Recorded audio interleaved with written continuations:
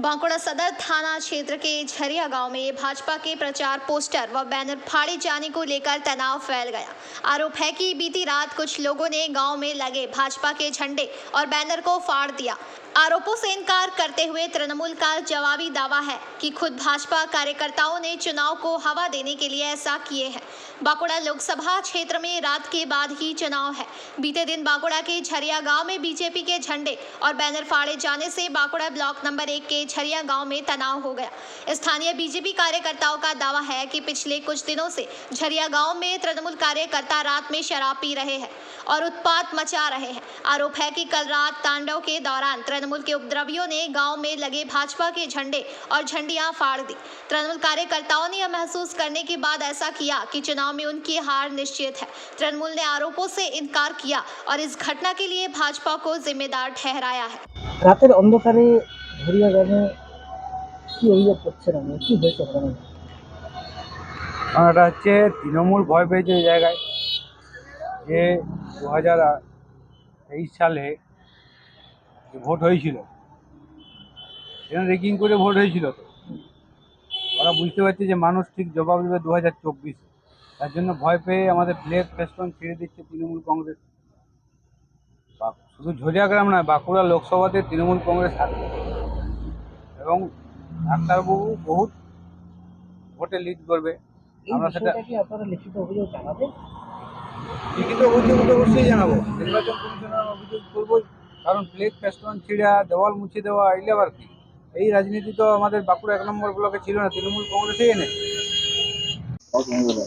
দাদা, কাল রাতে ঘটনাটা কি হয়েছিল? কার রাতের ঘটনা হয়েছিল শুধু কার নয়, আজকে এটা মোটামুটি বরাবরই আসছে। ভোটটার পরেই যখন ভোট ইয়ে করে দিয়েছে তখন থেকে করছে। রাতের বেলা মদ খাচ্ছে, বেলায় মারাচ্ছে ইয়ে করে, তারপরে রাত 10টা 11টা 12টা কোনোদিন 2টো ওইরকম মদ খাবে আর সারা রাত বেয়ালে করবে।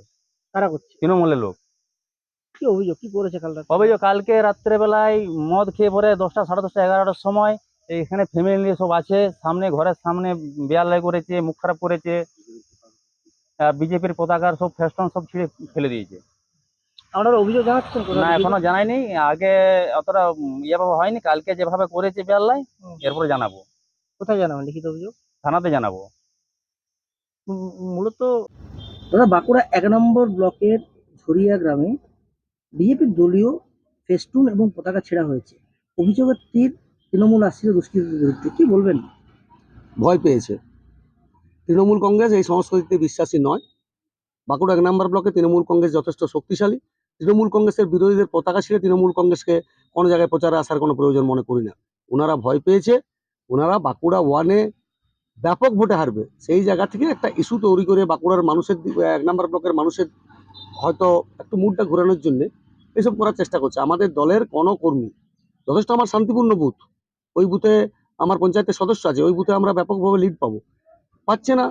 বাঁকুড়া 1 নম্বর ব্লকে পিছিয়ে পড়েছে। बांकुड़ा से अनुप रॉय की रिपोर्ट, PBTV न्यूज। রানীগঞ্জ শহরের NSB রোডে অবস্থিত সুসজ্জিত এবং মনোরম পরিবেশে অতিথিদের পরিষেবার জন্য তৈরি অতিথি in hotel and restaurant. Hotel অতিথি ইন পরিষেবায় থাকছে অত্যাধুনিক সুবিধাযুক্ত এসি রুম। অতিথি ইনে পকেট ফ্রেন্ডলিতে আপনি পাবেন single and double bedroom. Festival সিজনে থাকছে স্পেশাল ডিসকাউন্ট। তাই উৎসবে অনুষ্ঠানের যে কোনো দিন পাশেই পাবেন হোটেল অতিথি in, metro plaza, NSB road, Raniganj, Muthoot finance building. যোগাযোগ করুন এই নাম্বারে 7872933666 এবং 9434133666।